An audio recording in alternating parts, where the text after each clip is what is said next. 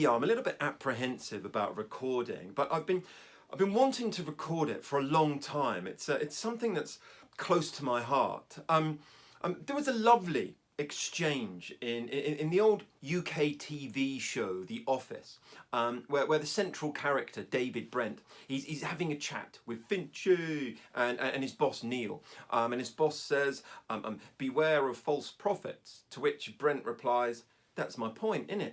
It's not all about profits. So and there's this confusion.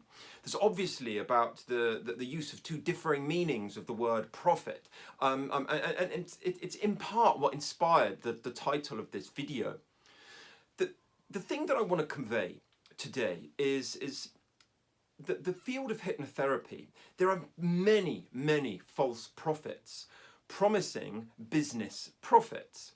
As I mentioned on my podcast just recently, a decade ago, I wrote a blog entry about an article that featured in the 2008 New Year edition of Men's Health magazine here in the UK version.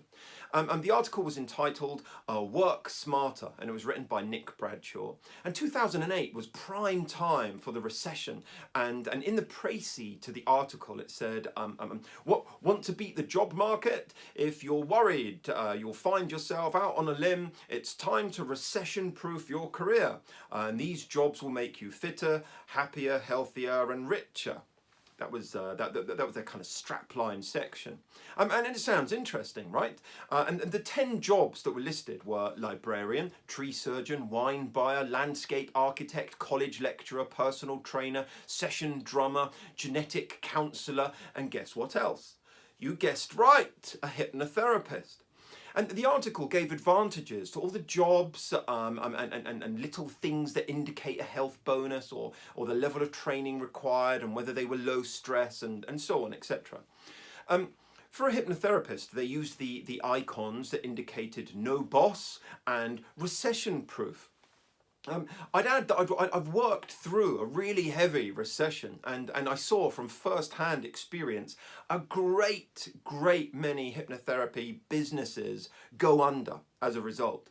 So I would not say that being a hypnotherapist was recession-proof. My experience and the evidence would be to the contrary. Anyway, the article said some interesting things about being a hypnotherapist. It said that the salary was typically upwards of £100,000. The entry difficulty was 2 stars out of a possible 5 stars. And they said a bunch of other stuff as well. And the article said something along the lines, it had one of those headlines, look into our eyes. According to DirectGov, the Government Careers Advice Service, the demand for hypnotherapists is rising due to an increase in referrals by GPs. You get to explore clients' minds, helping them overcome psychological and physical conditions. This is what the article said. And occasionally make them stand on one leg and bark like a dog. They had that in brackets. A series of workshops and assignments will get you recognised by the National Council for Hypnotherapy, and you can charge an hourly rate between £40 and £100. I mean, how that hourly rate translates into £100,000 a year, I'll never know. Anyway, the clincher of their article said, peace, quiet, security, and no boss. A way to grow rich, chilling out. The kicker, due to stage quacks, it will take time to build up a solid reputation. So, once you get past this kind of tabloid, multimedia style of writing that they had, there was much to consider here. Though you can possibly charge more than they are suggesting, it's tougher than they indicate to qualify with a good school, college, or reputable organisation. These days people expect more of a hypnotherapist's education. At least, they do as far as I'm concerned. You may or may not have seen, it's kind of been on social media a little bit, but I've recently taken over as organiser of the UK Hypnosis Convention, and I spent a little bit of time going through the social media accounts that I've now taken control of. And I was staggered absolutely flabbergasted at the amount of hypnotherapists that the UK Hypnosis Convention was following on Twitter, that in the past 2 years, since the account was set up, that they have gone out of business and were no longer operating. So many, loads of them with major dreams who followed all the marketing advice they were given apparently, yet so many of them didn't make it past a year or two in business. I mean, masses of them. It was a sad indictment of the state of the field. Yet Men's Health magazine was saying you can earn and should expect to earn upwards of £100,000 a year, and they were writing this at the height of a nationwide recession. Though, as I said, you can potentially earn more than indicated. I actually encounter very few hypnotherapists who actually do. And I encounter a lot of hypnotherapists. Here's the issue though, this is where I'm going. There's a proliferation of hypnotherapy business gurus out there who've not actually earned a great deal by seeing one-to-one clients themselves, but managed to convince people that they are successful, and therefore hypnotherapists that are struggling to build a business should spend what little budget they do have on systems and approaches that are anything other than proven, and they're usually flawed. And these people invest because the seller is so confident and has such a loud marketing message. And there's also a major amount of bravado within the testimonials that are provided. I mean, so many people want others to believe and think they are successful, so that they support this system. What's the motivation of the hypnotherapy business guru? Because, so many of them seem to sense the desperation that exists within the field and ultimately exploit it for their own commercial gain. As an aside, those guys who are telling everyone that they see 50 clients a week are usually not the ones seeing that many people. Those guys that are boasting about how much money they earn and putting figures in their Facebook status updates are not usually the ones actually earning that amount. Typically, I've found that if you need to tell people that you're doing well, you are usually not. It's a bit like Donald Trump explaining on Twitter that he is a stable genius, to quote him. When you are a success, the success can usually speak for itself without you needing to explain it for yourself, without you needing to tell the world. Likewise, just because something may work for one person, it does not always necessarily translate well for others. I mean, big personalities and uniqueness of character that help many people get busy may not be a tangible reason that one guru is actually doing so well. It's not actually the systems that they're promoting and attributing that's creating their success. I've been online to Companies House here in the UK on a couple of occasions, and I've checked out claims made by some business gurus, and they are clearly not doing as well as they make out. And the biggest problem with this is that others are being taught things that are very unlikely to help them and may not be able to, or may not lead to individuals being able to run an effective business. The businesses that they dream of, or that they dream they're getting help with by investing in this system or this guru. Let me just explain that. One hypnotherapist is claiming to be successful, but isn't really, is giving business advice to another hypnotherapist who is really struggling. I'm hoping that you see how problematic that is. It creates this kind of rotten cycle whereby so many people are doing the same things that they believe will help them establish a successful business because a guru told them what to do. Yet what they're being told to do was never an actual success formula for that person in the first place. And what makes it worse is when these people are then held up on a pedestal by a community or by a group of people, a group of hypnotherapists, and it starts to become a little bit like the emperor's new clothes, all over again, where groups of people are making out that they're doing really well, but in actual fact, they are not. And there will be far too much shame for them to admit that they're not doing well or to give an honest account about it. I mean, to give you an example, what I find incredibly frustrating, I saw a hypnotherapist in the US offering business development advice and business development courses, and was speaking at a business event for hypnotherapists. Yet 2 years previously, he had been asking for assistance from the hypnosis community to pay his medical bills when he had health challenges. I see people giving talks and presentations at conferences on how to develop effective hypnotherapy businesses, when I know for a fact that that person is struggling themselves. And that causes me some frustration. I also see a lot of people who had successful careers elsewhere, or in other fields, or in their earlier lives, who then give the impression that they earned their wealth in the hypnotherapy field.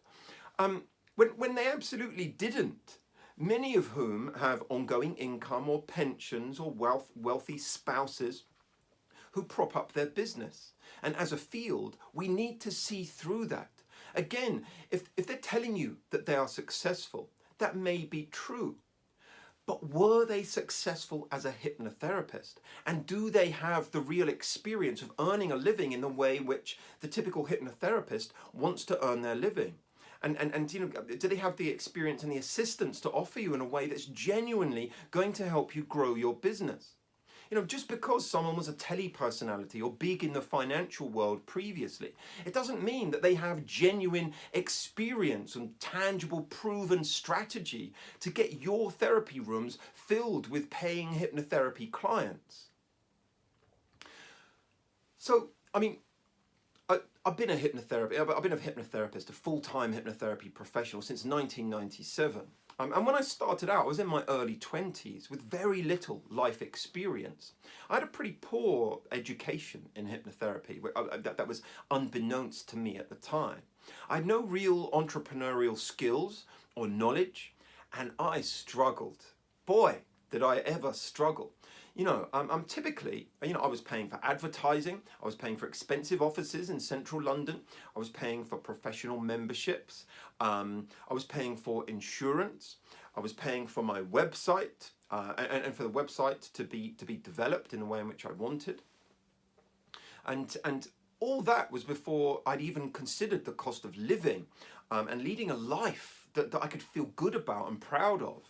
I didn't even have a mortgage or a family to support in those days. And yet I still managed to get into a lot of debt, even verging on bankruptcy. And my business was basically unsustainable. I was within a hair's breadth of packing it in and returning to full-time employment, as my family and friends, my accountant, my bank manager, they were all urging me to do so. It was a desperate time for me. And I've got to be honest, it gives me butterflies just recollecting that time in my life today. Because at the time it felt like I was swimming in treacle. It was desperate. But swimming in treacle but tasting far worse. And I put so much effort in. And I was getting nowhere. And I loved, and still do love, the field of hypnotherapy, but I was getting nowhere. And I just couldn't understand it. It was stressful. I'm telling you. And my last few pounds was spent on getting some assistance from someone who coached me, mentored me, guided me. Things changed for me. I soaked up the advice. Today, I owe a huge debt of gratitude to Kevin Hogan in the US, a persuasion and influence guru and author, because he helped me massively at a very cut price fee, and he held me accountable. We used to use MSN, Instant Messenger, in those days. He used to tell me stuff to do, and I would go away and do it, and so on. But together, him and I, we explored what I was doing. But I couldn't afford to pay Kevin what he was worth and what his clients actually paid him at the time. And so I investigated, and I spoke to lots of successful therapists. I studied what made people a success in the hypnotherapy field. I worked out what was right for me, and I worked really hard. Really hard. Still do today. I was not spoon-fed any answers. I got out of debt, and I learned how I could do what I wanted to do, which ultimately is what I'm guessing most hypnotherapists want to do: help others using hypnotherapy and earn a healthy living with a good lifestyle. And some 22 years later, from then, I'm still a hypnotherapist. I have complete life autonomy. I'm a hypnotherapist with a family. living by the seaside by choice. I've learned how to love the business of being a hypnotherapist, and I think that's important. Today, I choose how I live as a result. I've been through major economic crises while continuing to thrive and while continuing to grow my hypnotherapy business. And it means a lot to me to be able to say that. And I think that's why I feel so strongly about the business development advice that's churned out there. The way in which hypnotherapists try to build their businesses, it absolutely baffles me, and I find it incredibly frustrating. And I can tell you one thing for sure, regardless of how popular certain hypnotherapy business gurus are, there is no fixed answer that fits every hypnotherapist all of the time. There are no gurus to be found, who have a singular answer that is right for you. Absolutely not. Question who you seek advice from, and question the advice that they give. Have they actually seen lots of one-to-one clients as a hypnotherapist? Can they prove it? Can they show you professional clients of theirs who have gone on to have really effective, thriving careers, who also can prove their earnings and not just take photos of themselves suggesting as much? Or making spurious, inflated claims about their earnings or their number of clients. Is it a hypnotherapy business that made them a success? If they do actually seem to be successful to you. In the last 2 decades, times have changed, have they ever? The perception of the field of hypnotherapy has changed, and along with it, there are more hypnotherapists out there than ever before. And that's meant that there's more people offering business advice to those hypnotherapists than ever before. There's more information available about hypnotherapy than ever before. And things continue to change, rapidly. Just as we all engage in continued professional development to keep our skills and our knowledge relevant, fresh, and up to date, so we all also need to understand how to develop our business effectively, how to keep bringing clients into our business. Today, I encounter many, many hypnotherapists at lectures, at conferences, at CPD trainings, other events. So many of them struggle. So many of them ask me, some of the best ways to get clients. But it's virtually impossible to offer up a soundbite in a tea break that's going to transform them from being this kind of desperate, isolated, but eager hypnotherapist into a successful, commanding professional with a healthy waiting list of referred clients. What's more, I don't have universal answers. I don't have those answers that are going to suit every and any hypnotherapist. That's not what I'm saying. You want to see more clients. You want to excel as a busy hypnotherapist. You want kudos. You want to serve the world and help as many people as possible to be well and to benefit from what hypnotherapy can do. And you want these things, and you probably want more besides. And there are many ways to achieve all of these things in the hypnotherapy field, and I can assure you of that. For me, the formula has been, learn how to astonish people, learn how to be effective with what you do, to get referrals, have a depth of knowledge, have a wide range of skills, continue to invest in your own education. Don't just think that having a diploma entitles you to a career and you need nothing more. If and when you're looking for the right people to then help you on the business side of things, when seeking out mentors, find the real, tried and tested stuff, not just from hypnotherapists, but from exceptional professionals in a variety of fields as well. Dig beneath the headlines that are out there. Dig beneath the sales pitches. Look under and beyond the loud voices and the claims. Think critically about what people are saying. Be healthily and quite rightly skeptical about it. Seek some proof for some of the claims being made. It's not necessarily a given that you'll earn £100,000 a year, as the Men's Health article suggested. Though the potential absolutely is there for anyone to exceed that. Research, explore, be prepared to work incredibly hard to find the right direction for you.